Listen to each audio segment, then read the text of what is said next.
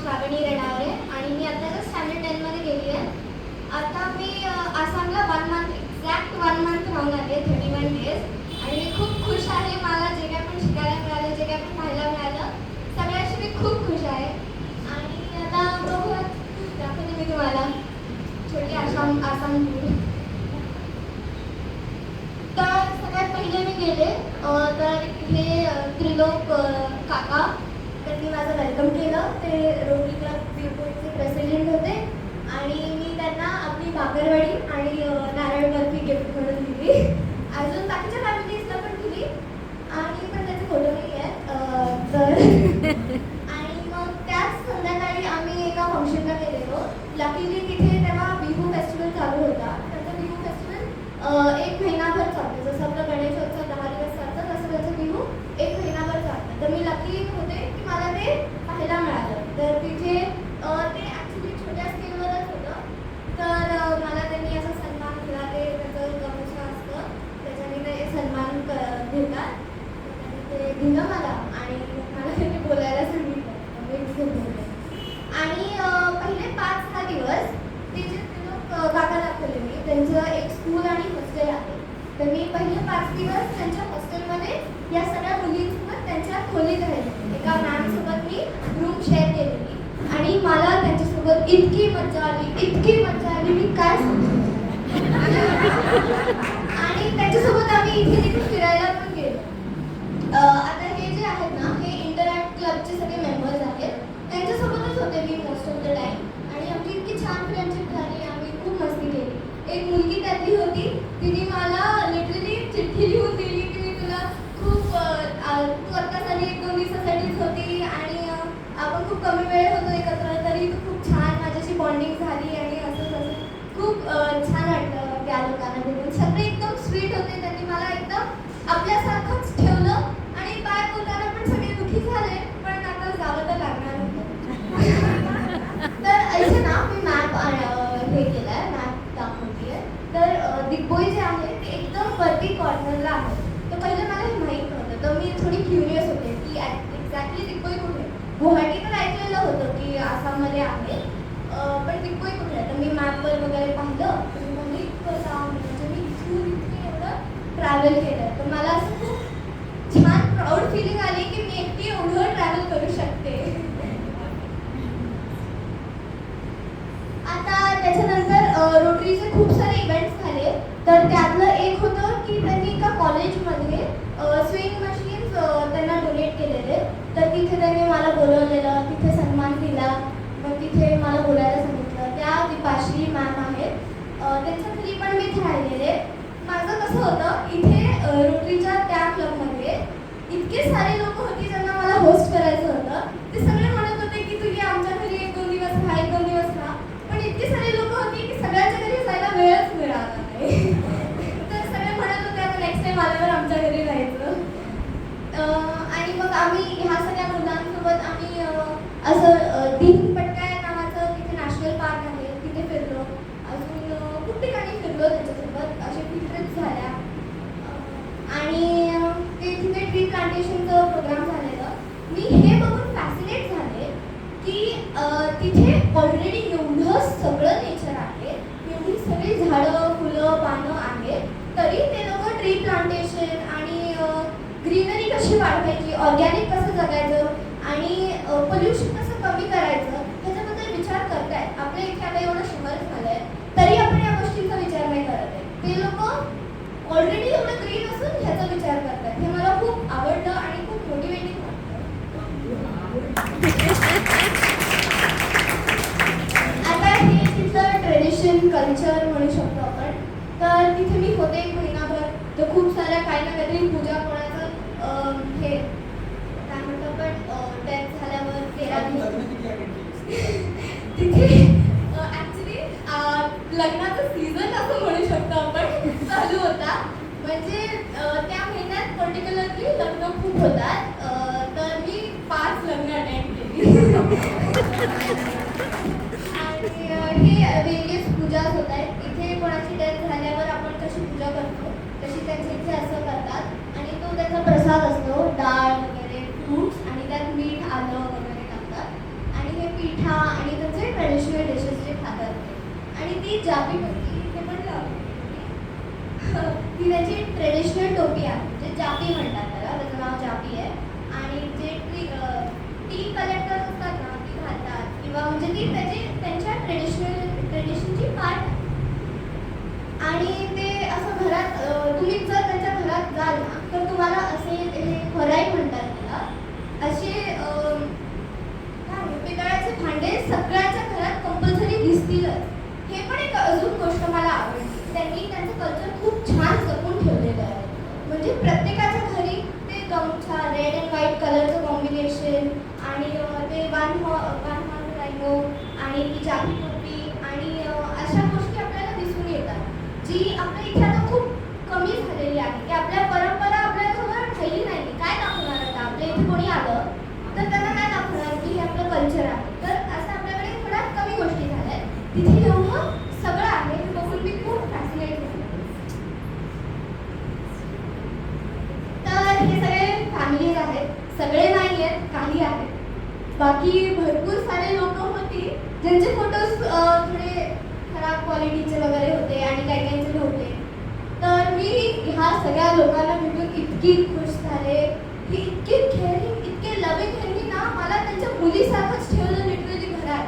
म्हणजे काय झालं तुला बाळा, तुला हे हवं, तुला ते हवं, चल आपण हे खेळू, चल आपण काय करायचं तुला. पण ना एक छोटीशी प्रॉब्लेम झालेली. एक काका आहेत ते, त्यांची तब्येत खराब झालेली, त्यांना हॉस्पिटलाइज करावं लागलं. तर ते मला ऐकून खूप वाईट वाटलं. आणि त्या ज्या काकू होत्या त्या त्यांच्या वाईफ, त्यांचा पण हात फ्रॅक्चर झाला लकीली, अनफॉर्च्युनेटली. पण तरी मी त्यांच्यासोबत खूप एन्जॉय केलं. आणि मी मोस्ट ऑफ द टाईम या फॅमिलीसोबत होते. उर्मी आंटी आणि अरूप अंकल आणि त्यांची डॉटर, ही बँगलोरला असते, ती आलेली त्यांच्या घरी. आणि अजून एक एक्सपिरियन्स सांगते मी तुम्हाला. मी पहिले डॉग्सला खूप घाबरायचे. मग आणि मी तिथे त्यांच्या घरी गेले. त्यांचे घरं कसे असे बंगलो, पॅलेस टाईप असतात. तर त्यांच्याकडे एक डॉग असतोच, 1, 2, 3 डिपेंड होतात त्या ओनरवर. तर मी सगळ्यांच्या घरी गेले, त्यांच्याकडे डॉग होताच. तर मी पहिले घाबरायचे. तर मी सगळ्यात पहिले त्यांच्या घरी गेलेले, तर त्यांच्या घरी डॉग होता. मी इतके घाबरत होते पहिल्या दिवशी. पण मग मी बसले त्यांच्यासोबत डायनिंग टेबलवर आणि तो आला इथे. आणि त्या दीदी होत्या, त्या बोलल्या की काय नाही करणार तू त्याला फक्त वास घेऊ दे तुझा, आणि मग तो तुझ्याशी फ्रेंडली होऊन जाईल, मग तोच येईल तुझ्यापाशी. आणि मग मी काय नाही थांबले 2 मिनिटं शांत. तो इथे असं झाला आणि मग तो शांत बसला. आणि मग तो वाट बघत होता कधीही मला हात लावेल. तर मग मी त्याला हात लावला. काजू नाव होतं त्याचं. त्यांच्या इथे डॉग्स नावं पण एकदम क्रिएटिव्ह, काजू, बर्फी, असं अशी नावं होती. आपण कसं टॉमी, ब्रुनो वगैरे ठेवतो तसं. तर ती माझी भीती तुटली. आणि मी पण मेखला चादर घातलेलं. मी 2 वेळा मेखला चादर घातलेली. एकदा घालून मी बिहू डान्स केलेला आणि तेव्हा पण खूप मजा आलेली. त्या 2 नेबर्स होत्या या काकूंच्या. तर ते आलेल्या मला शिकवायला. तर त्या माझ्यापेक्षा लहानच आहेत 1-2 वर्षांनी. त्यांनी मला बिहू डान्स शिकवलं. मग आम्ही खूप एन्जॉय केलं. मग दुसऱ्या दिवशी आम्ही सगळे मिळून अरुणाचलच्या बॉर्डरपाशी गेलेलो. म्हणजे अरुणाचलमध्ये गेलेलो. गोल्डन पॅगोडा वगैरे पाहिलं. खूप सुंदर आहे अरुणाचल सुद्धा, आसाम सुद्धा. म्हणजे तुम्ही इमॅजिन करू शकता की अशी रस्ता आहे आणि दोन्ही बाजूला टी गार्डन, भात शेती आणि साईडून एक रेल्वे ट्रॅक. इतकं सुंदर वाटतं, इतकं मनाला शांती वाटते, इतकं ते आमचे अरुणाचल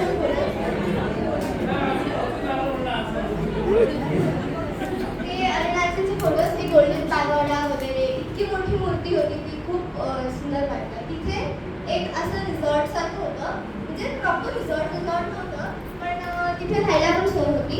आणि तिथे अशी एक नदी होती आणि त्यात त्यांनी टेबल लावलेले आणि तिथे बसून पाण्यात पाय टाकून आपण जेवायचं.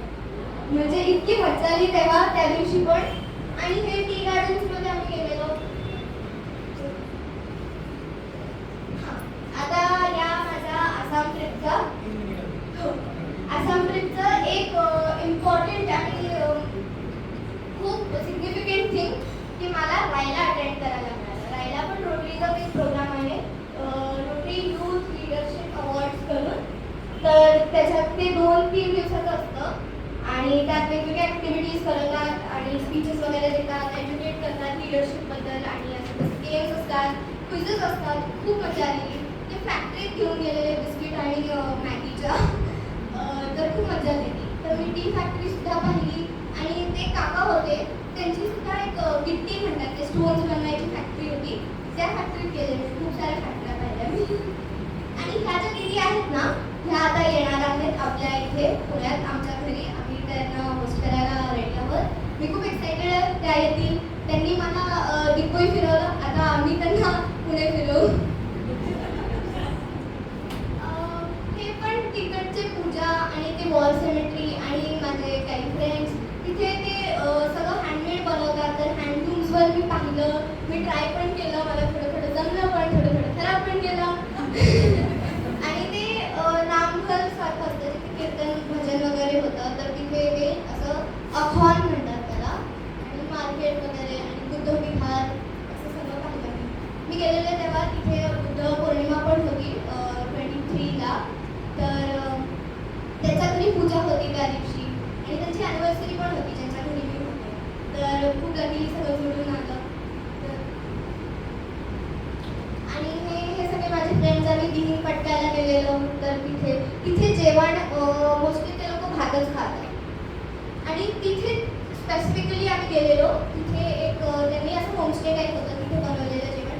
इतकं टेस्टी जेवण होतं तुम्ही विचार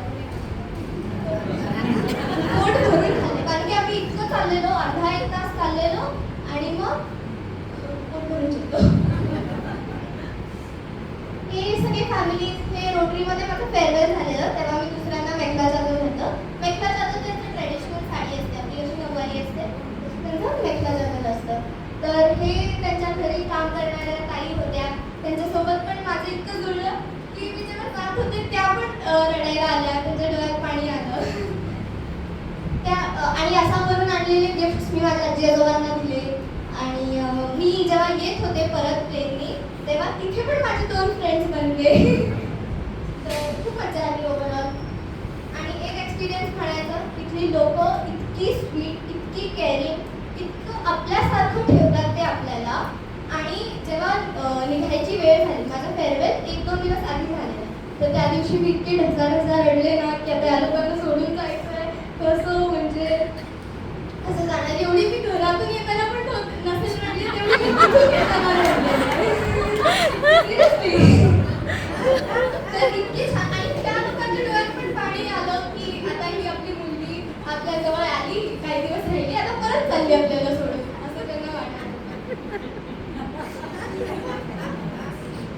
आणि जसं सर म्हणाले की माझं न्यूजपेपरमध्ये आलं आणि इंटरव्ह्यू घेतला माझा, अशा बऱ्याचशा गोष्टी झाल्या.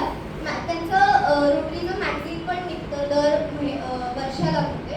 तर त्यात पण माझा लेख मी लिहिलेला.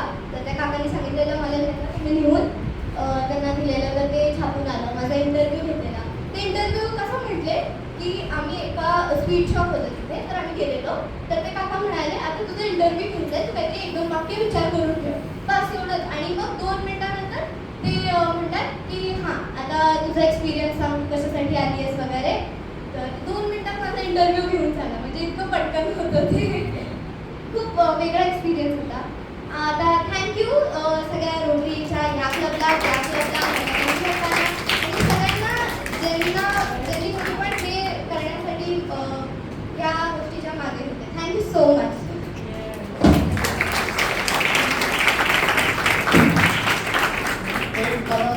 सांगायचं राहिलं तिने कॉलेजच्या मुलासमोर तिकडे लेक्चर दिलं. आता ही मुलगी 9वी पास आहे आणि तिकडे कॉलेजला लेक्चर म्हटलं आल्यानंतर बहुतेक गेलं डायरेक्ट मिनिस्ट्रीमध्ये सिलेक्शन नंतर आमची ओळख ठेव पाहिजे. थँक्यू. कोणाला काय विचारायचं